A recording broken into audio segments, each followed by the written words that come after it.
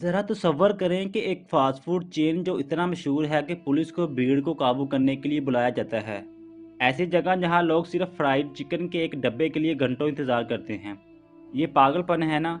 ये है Al Baik, Saudi Arabia की सबसे पसंदीदा फ़ास्ट फ़ूड चेन।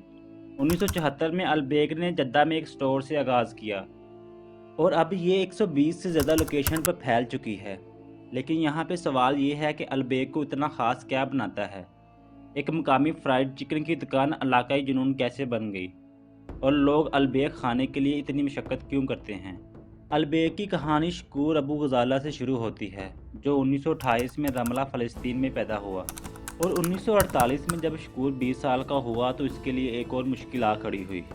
शकूर और 7,50,000 लोगों को फ़लस्तीन से बेदखल कर दिया गया और शकूर ने सऊदी अरेबिया में पनाह ली, जहां इसने 1949 में अरामाको कंपनी में काम शुरू किया। 15 साल तक इसने सख्त मेहनत की और अपने नए वतन से हम आंगन हो गया। इस दौरान इसे सऊदी नेशनैलिटी भी मिल गई, लेकिन 1963 में वो लबनान चला गया ताकि अपने ख़ानदान के लिए बेहतरीन मौका तलाश कर सके। वहाँ इसने डिफरेंट कारोबारी मनसूबों में किस्मत आजमाई और 1965 तक शकूर ने कुछ सेविंग जमा कर ली, लेकिन जिस बैंक में इसने पैसा रखा था वो दिवालिया हो गया और इसने अपनी सारी कमाई खो दी। इस दचके के बावजूद शकूर ने हार नहीं मानी। वो एक नए ख्याल के साथ सऊदी अरेबिया वापस आ गया। इसने देखा कि मुल्क में ज़्यादा फास्ट फूड रेस्टोरेंट नहीं और इसने अपनी बीवी के साथ फैसला किया कि वो खुद का एक छोटा सा फास्ट फूड रेस्टोरेंट खोलेंगे और 1974 में इन्होंने अपनी तमाम सेविंग लगा दी और एक फ्रांसी कंपनी के साथ इनके ख़ास मसाला जात और साजो सामान के लिए मुआहदा किया। फिर इन्होंने जद्दा के एयरपोर्ट रोड पर एक पुराने गोदाम को पहला चिकन ब्रोस्ट रेस्टोरेंट में तब्दील कर दिया। लेकिन जैसे ही अलबेक तरक्की की राह पर हुआ तो इनके लिए एक और मुश्किल आ खड़ी हुई। 1976 में दूसरी ब्रांच खुलने के सिर्फ 2 साल बाद शकूर महज 48 साल की उम्र में इंतकाल कर गया।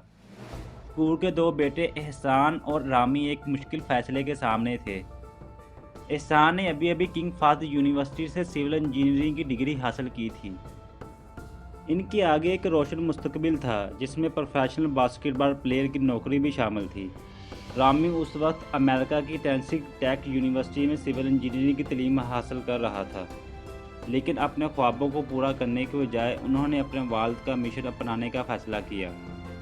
चुनांचे वो जद्दा वापस आ गए ताकि ख़ानदानी कारोबार को बचाया जा सके। 20 और 22 साल की उम्र में एहसान और रामू को एक बड़े चैलेंज का सामना करना पड़ा।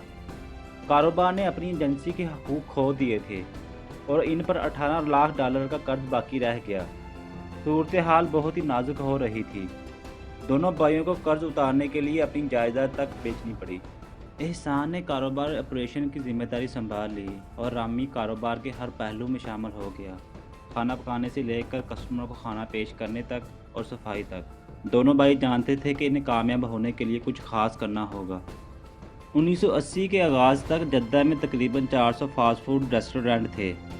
जल्द ही नकल करने वाले रेस्टोरेंट सामने आने लगे जो मिलती जुलती ब्रांडिंग और मेन्यू इस्तेमाल करते थे।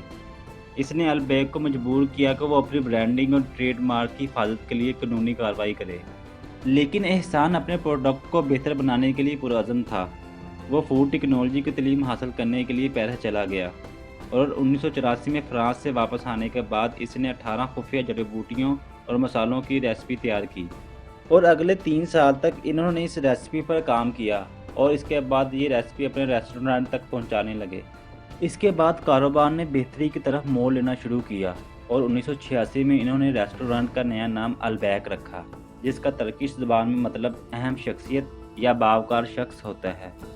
लेकिन 2 साल बाद अलबैक ने हज के मौसम में मिना में आरजी रेस्टोरेंट चलाना शुरू किया। ये दरअसल सऊदी हुकूमत की दरख्वास्त पर किया गया था, लेकिन इससे अलबैक और लाखों हाजियों को खाना फराहम करने का मौका मिला और ये आरजी रेस्टोरेंट दुनिया के मशहूर तरीन फास्ट फूड रेस्टोरेंट में शुमार होने लगा। हज के अरूज के दिनों में रोज़ाना तकरीबन 2,50,000 लोगों को खाना पेश किया जाता था। इसके बाद अलबैक ने मदीना में एक और ब्रांच खोली जो कि मुसलमानों के लिए एक मुक़द्दस और एक अहम ज़ियारतगाह है। इससे ये ब्रांड हज से और भी ज़्यादा जुड़ गया। बहुत से हाजियों के लिए अलबैक में खाना खाना इनके सफ़र का एक हिस्सा बन गया।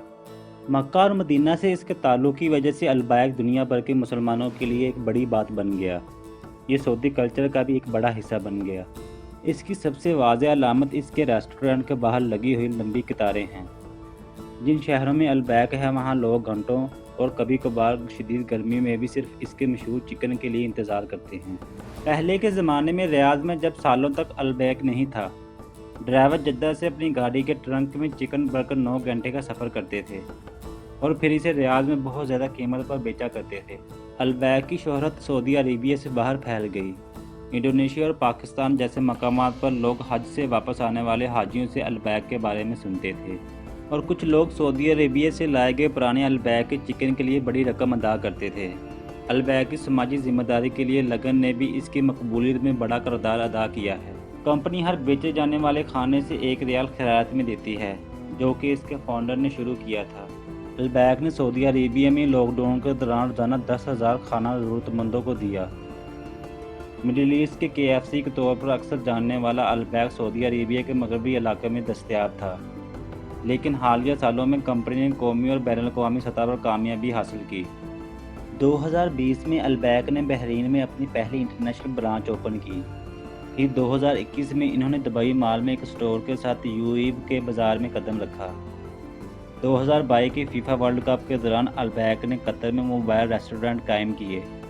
اپنے مشہور چکن کو عالمی آڈینس کے سامنے متعارف کرواتے ہوئے سعودی عربیہ کے انداز میں البیک نے نئی جگہوں پر کامیابی حاصل کی، جن میں ریاض اور مشرقی صوبے شامل ہیں، اور کئی طریقوں سے البیک KFC کا سملر راستہ اختیار کر رہا ہے، جو اپنی جڑوں سے جڑ کر اور نئی مارکیٹس کے مطابق خود کو ڈال کر ایک عالمی نشان بن گیا۔ اب بڑا سوال یہ ہے کہ کیا البیک کبھی ویسٹ تک پہنچ پائے گا؟ جبکہ یہ ابھی بھی زیادہ تر مڈل ایسٹ اور ایشیا کے کچھ حصوں تک محدود ہے۔ اگر KFC ایک برانڈ بن سکتا ہے تو شاید البیک میں بھی وہ صلاحیت ہے کہ وہ ایسا کرے۔ شاید اصل سوال یہ ہے کہ کیا ویسٹ اب البیک کے لیے تیار ہے؟ آج کے لیے صرف اتنا ہی کافی۔ ملتے ہیں کسی نیکسٹ شاندار ویڈیو میں۔ اگر آپ کو یہ میری ویڈیو پسند آئی، اسے لائک اور شیئر ضرور کیجیے گا۔